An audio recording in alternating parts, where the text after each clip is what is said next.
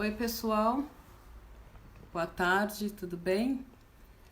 Estamos aqui então começando. Oi, Edmundo, tudo bom? Estamos aqui começando então o nosso quinto dia, não é? Nosso quinto dia de conversa sobre pesquisa em música. E eu fiz aqui uma pequena alteração, né, a pedidos. Eu recebi algumas mensagens muito preocupadas com a questão da revisão de literatura, e aí eu vou pedir licença ao Dan, ao Danilo Ramos, que eu falei para ele que hoje falaria sobre pontuação da produção, e eu acabei invertendo. Eu vou abordar a revisão de literatura, começo dela, hoje, tá? E aí eu amanhã falo da pontuação da produção, mesmo porque a pontuação da produção é uma coisa muito mais relevante para quem está na pós-graduação, né, ou leciona na pós-graduação, ou mestrando ou doutorando. E me parece que, pelas mensagens que eu recebi, a revisão de literatura está tendo uma abrangência maior, mais pessoas precisando dessa informação.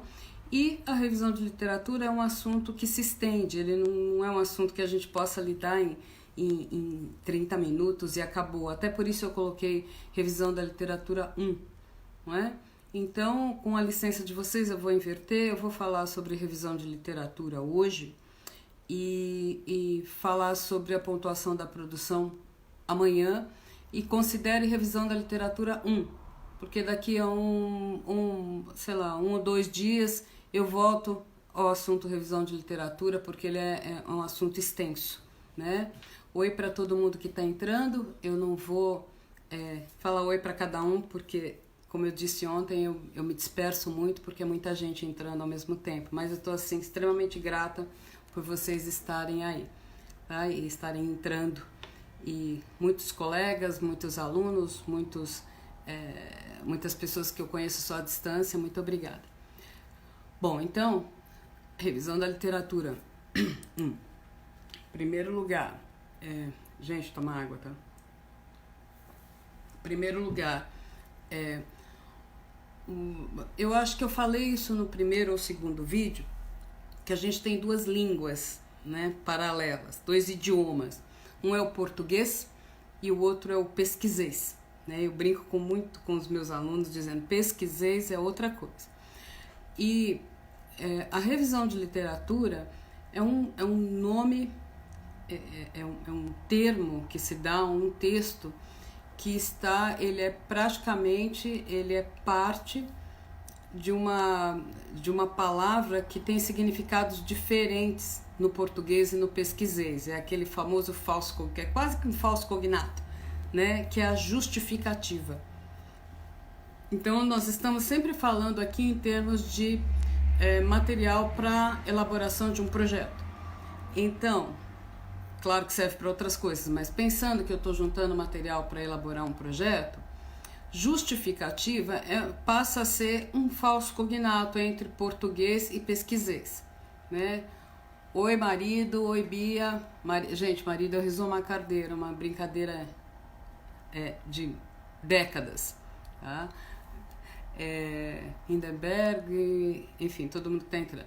Justificativa é então um texto dentro do seu projeto onde você vai apresentar o que você conhece sobre o assunto que você está lidando, né? Sobre o problema. Lembra? Todo projeto é sobre alguma coisa e todo projeto tem algum problema. Se ele tem um problema, você tem que demonstrar que esse problema de fato existe, não é só na sua cabeça, você que imagina que esse problema seja relevante, não é? Então, não é eu me justificar no sentido da língua portuguesa, olha, eu estou fazendo esse projeto por causa disso, disso, daquilo, outro. Essa seria uma justificativa que nem, sabe, sua mãe fala assim, por que você tá com esse sapato sujo? Ah, é porque eu cortei caminho ali pelo barranco e blá, blá. Não é assim. Não é o que você acha ou a sua visão pura e simples, mas é um texto onde você demonstra o que você conhece, né, o que você teve acesso sobre em torno do problema, né, que está inserido dentro daquele assunto maior que você escolheu. E à medida em que você demonstra que esse problema de fato existe, você revisa a literatura. Ao fazê-lo, você justifica o seu projeto, né? Eu sei que é complexo, mas por isso eu falei isso, nós vamos ter que discutir em vários momentos. Mas revisar a literatura não é nada mais, nada menos que pegar aqueles autores que você selecionou. Nós já falamos sobre a seleção de autores nos vídeos passados. Aqueles autores que você selecionou para fazer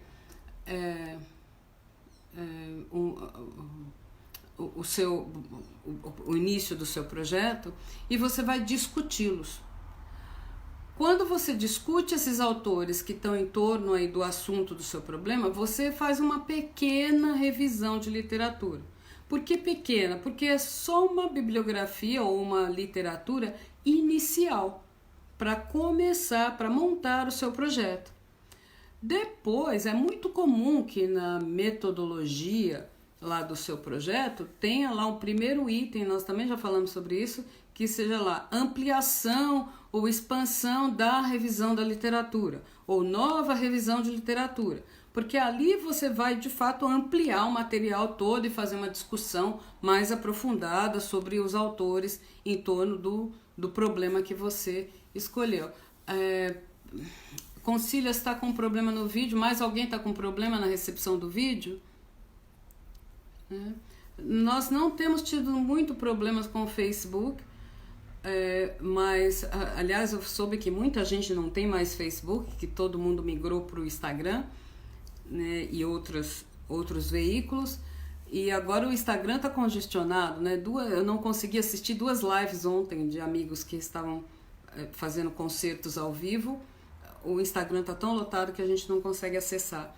E eu acredito que deve ser isso que está acontecendo aí, Concília. Tá todo mundo em casa na internet, então a internet está começando a ficar pesada no país todo, tá? Eu acho que daqui a pouco regulariza. Retomando.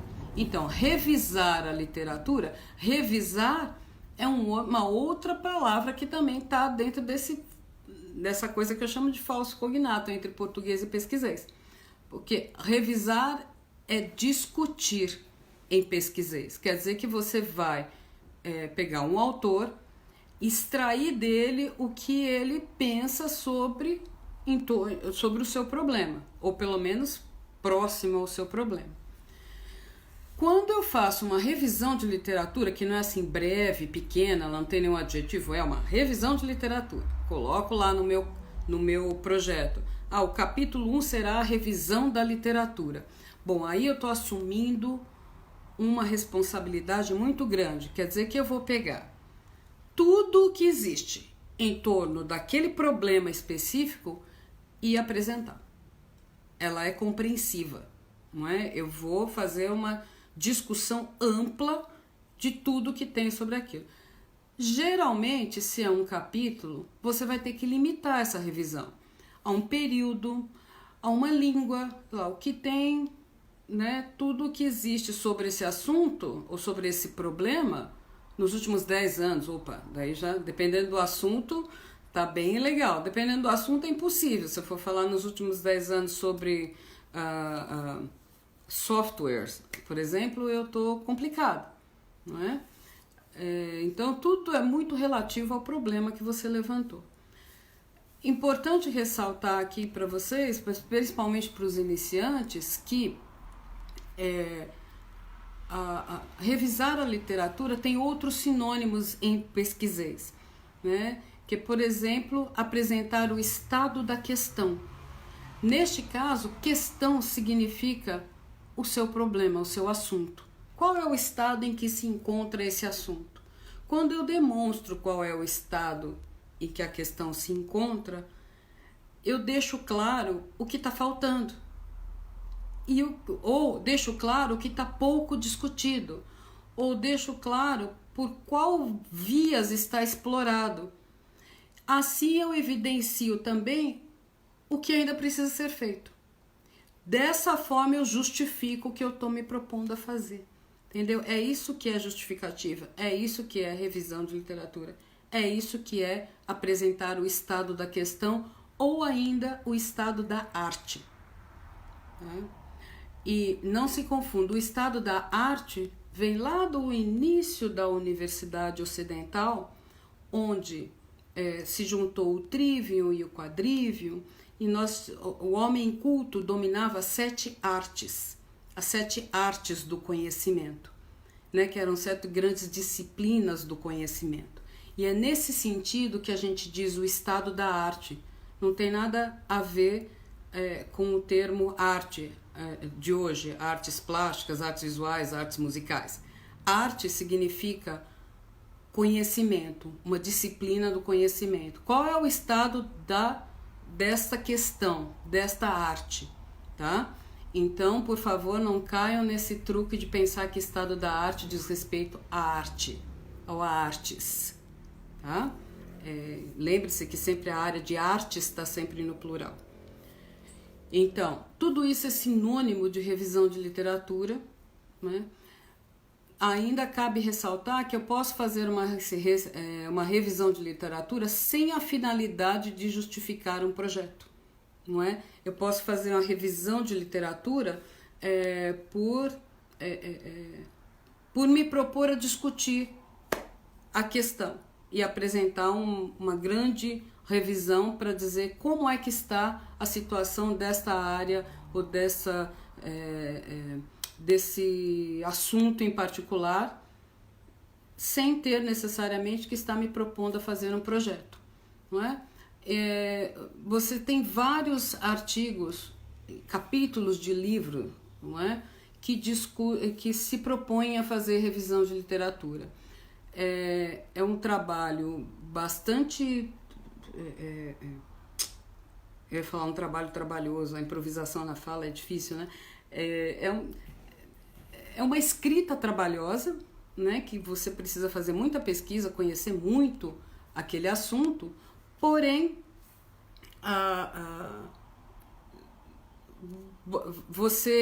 ela tem esse lado que às vezes entristece o escritor, é que assim, ela se perde rápido, não é?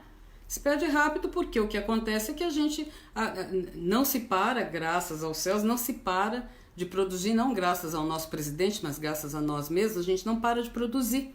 Então, como a gente produz sempre, no momento em que eu termino uma revisão de literatura, ela está fadada a estar desatualizada, porque durante aquele processo em que eu estava escrevendo, revisando, em que o livro foi publicado, outros textos já foram publicados, outros concertos já foram tocados, e assim segue, né?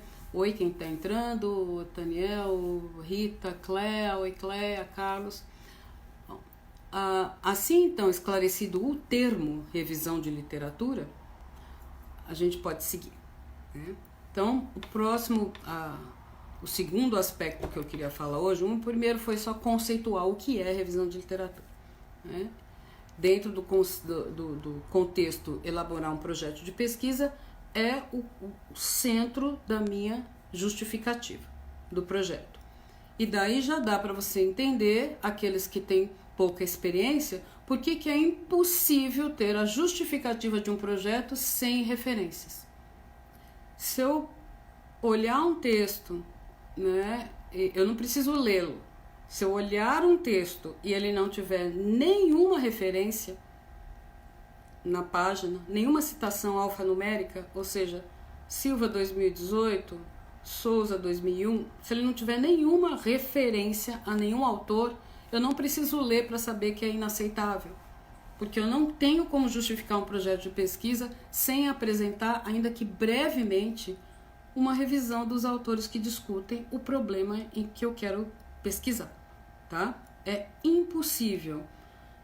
Aí você fala, professora, mas você nem leu. Eu falo, não preciso ler. Por mais que você escreva bem, se você não tem autores na justificativa, é injustificável, tá bom? Então, vamos lá. E como é que eu faço isso? Bom, essa é a questão que demora muito tempo para responder. Vou começar hoje.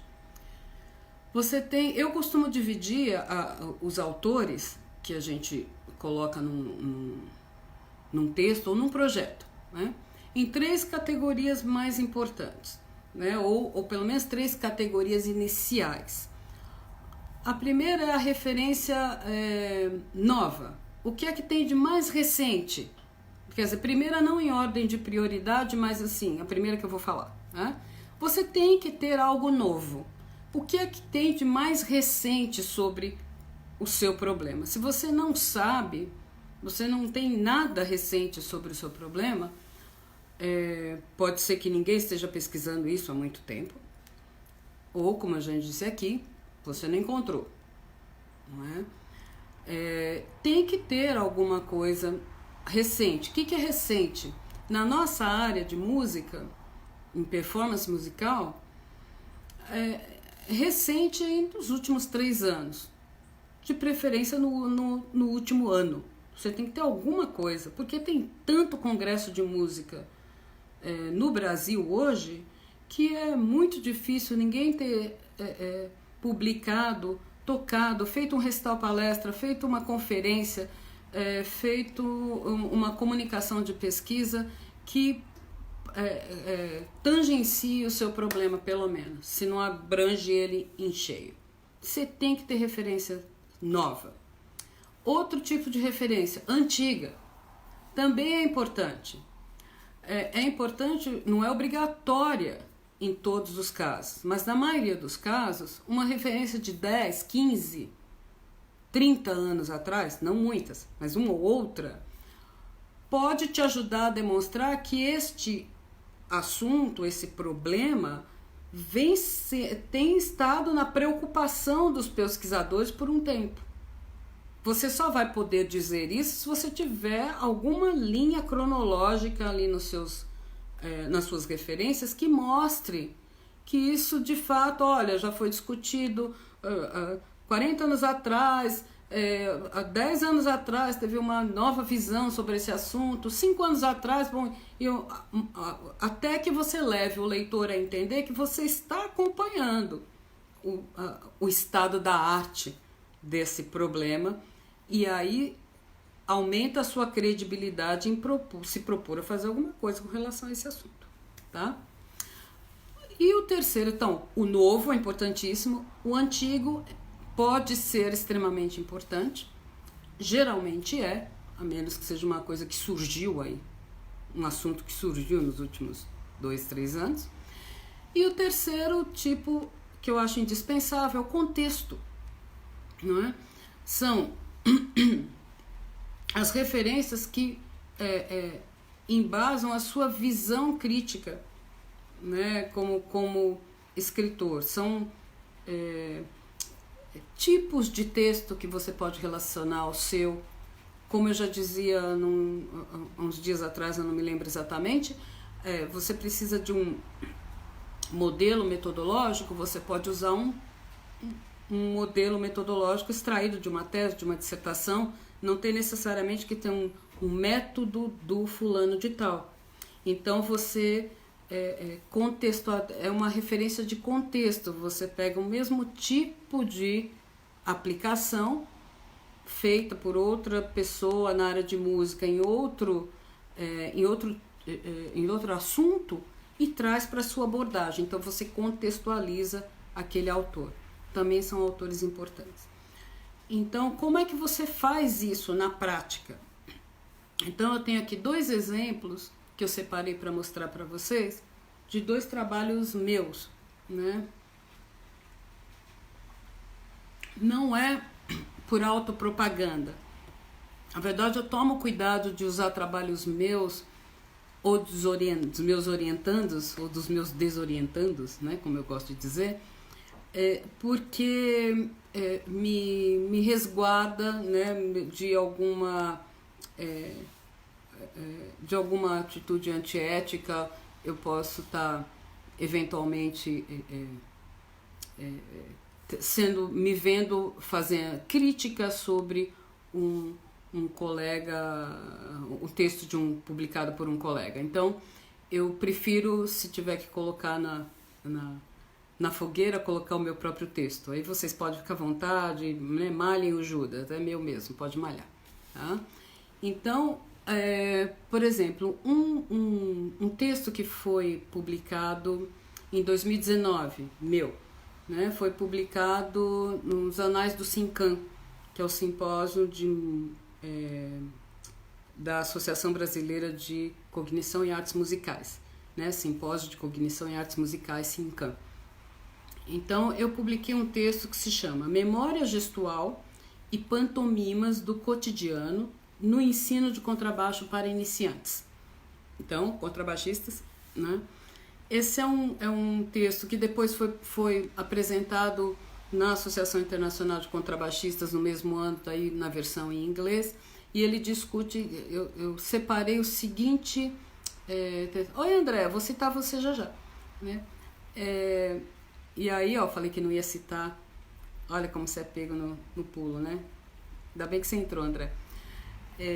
A memória, eu disse assim, abre aspas, a importância da memória no processo de aprendizagem musical foi destacada em recente revisão bibliográfica de textos publicados entre 2006 e 2016 no maior evento dedicado à cognição e música no Brasil, o SINCAM.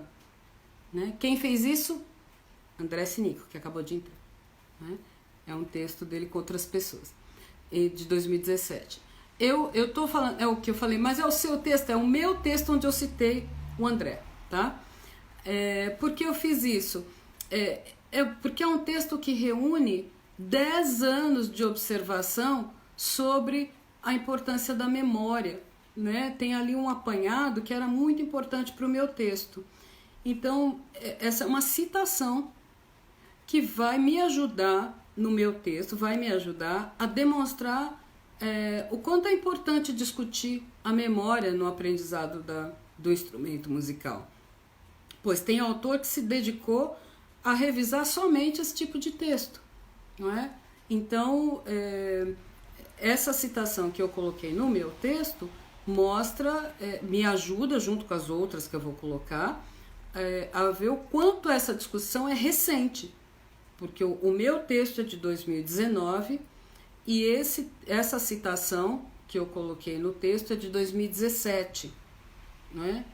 Então, hoje já estaria na berlinda, porque hoje, em 2020, eu já provavelmente tenho mais textos, teria que complementar isso com textos mais recentes para eu cobrir aquela parte do novo, tá bom?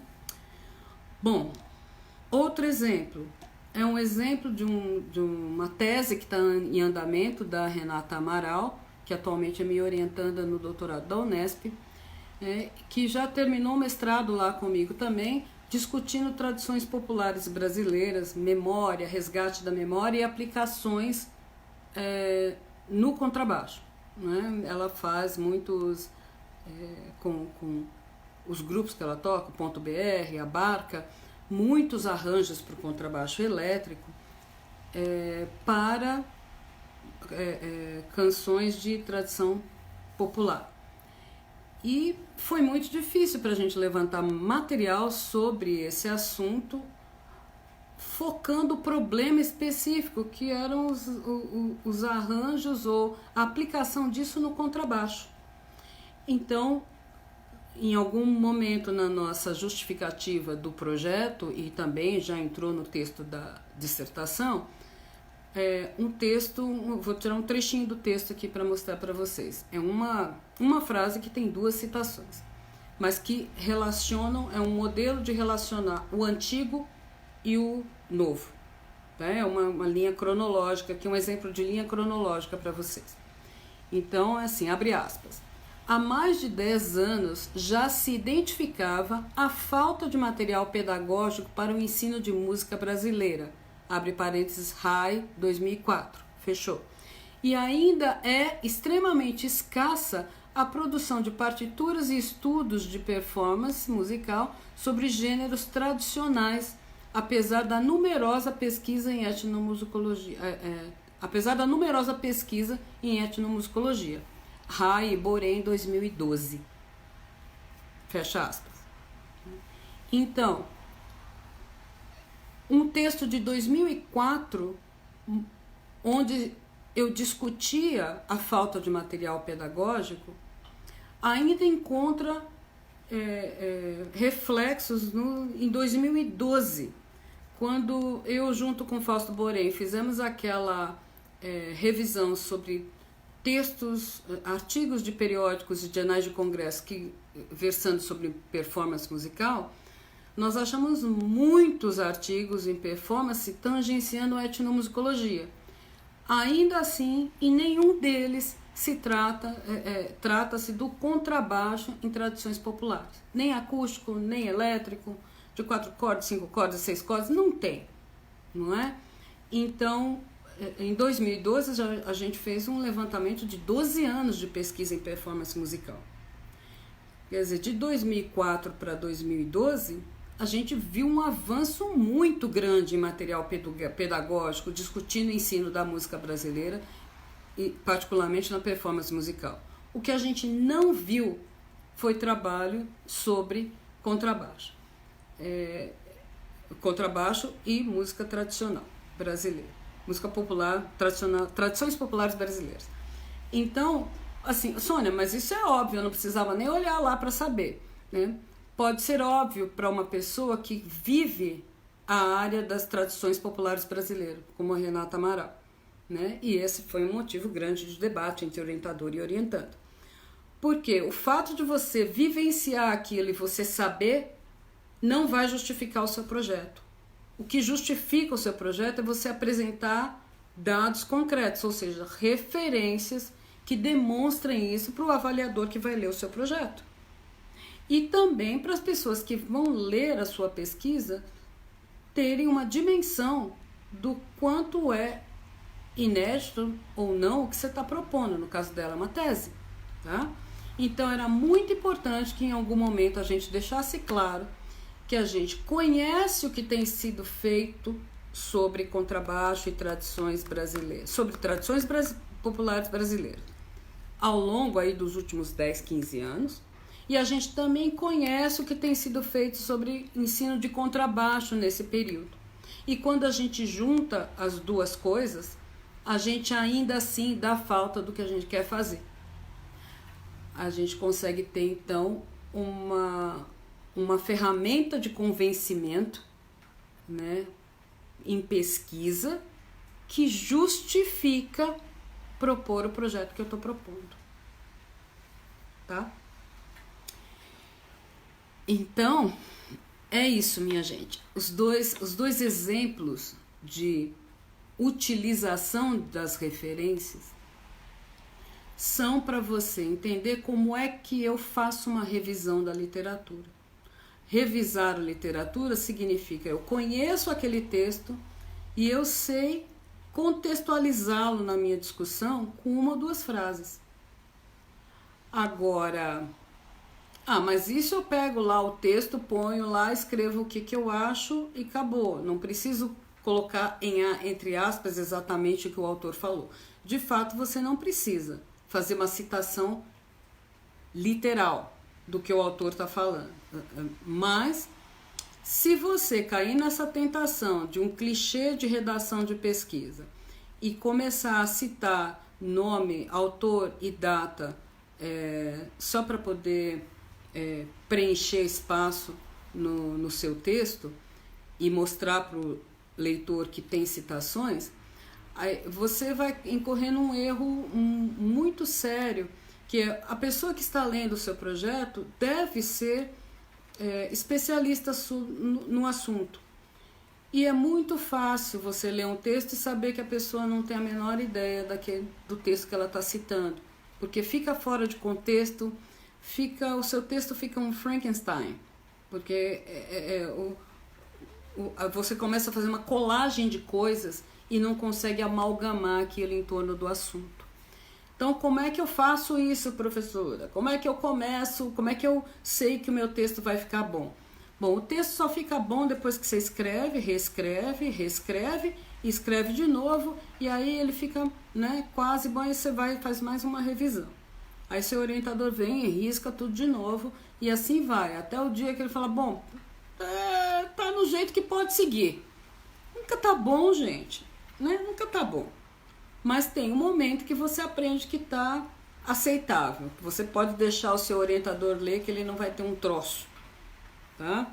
Então, como é que eu começo a fazer isso? Eu começo a experimentar, redigir, revisar os textos que eu já tenho, né? Lembra da nossa aula sobre busca por referências? Então, aquelas 6 ou 8 referências que você levantou para começar a fazer o seu projeto, são as 6 ou 8 referências que você vai utilizar para fazer esse exercício de redação da justificativa do seu projeto, que é nada mais, nada menos que discutir os autores das referências que você levantou.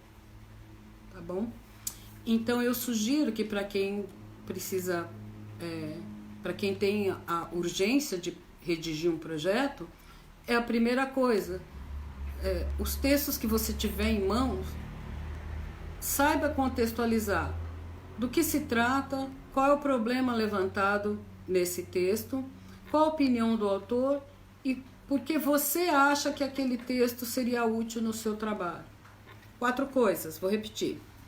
Do que se trata o texto, qual o problema principal levantado pelo autor, qual a visão do autor sobre aquele texto, que conclusões que ele chega, e qual a sua indicação para o texto, para o que você acha que aquele texto seria melhor indicado, para o que ele seria melhor indicado dentro do contexto da sua pesquisa.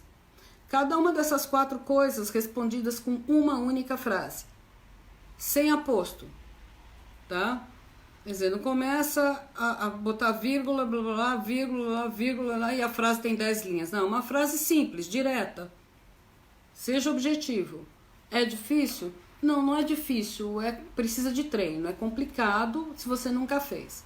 Não vai fazer na primeira vez. Você tem que fazer, refazer, refazer. A pesquisa é isso, tá? Então, faça isso com os 6 textos que você tem, 8 textos que você tem. Ou 8 itens que você tem. Você pode ter uma gravação, uma partitura, a mesma coisa. Do que se trata, quando, como foi feito, qual era o objetivo, para que você indica. Né? Não, eu troquei os itens agora. Do que se trata, qual o problema principal visão do autor, para que você indica. Você tem essas 4 frases escritas sobre cada um dos textos que você tem, ou cada uma das referências que você tem. Você pode sentar e começar a fazer o exercício de elaborar parágrafo ou frase que cruzem 2 ou mais textos que você tem. Tá? Então essa é a minha sugestão de exercício para quem quer começar a aprender a escrever a sua revisão de literatura. Então a gente encerrando aqui, eu vou mandar esses exemplos para vocês, como eu sempre faço, vou colocar lá no Face, isso que eu acabei de falar, que é um pedacinho aí desse curso grande que eu falei para vocês que eu estou fazendo. E queria me despedir de vocês hoje fazendo um pedido, né? Eu não costumo misturar muito, eu aliás não gosto de discutir política, mas nós estamos num momento que não dá para deixar de lado. Eu tenho que dizer para vocês que eu tive dificuldade de dormir ontem depois do pronunciamento do nosso presidente, né? Que eu sinto muito ter que dizer que é nosso, mas enfim, Então, por favor, ignorem a fala, fiquem confinados, cuidem das pessoas que vocês amam, acreditem nas autoridades da medicina. Eles sabem muito mais que eu e você, que o nosso presidente. O confinamento é fundamental, tá? E eu espero encontrar todos vocês aqui amanhã. Muito obrigada, tá? Cuidem-se. Super beijo.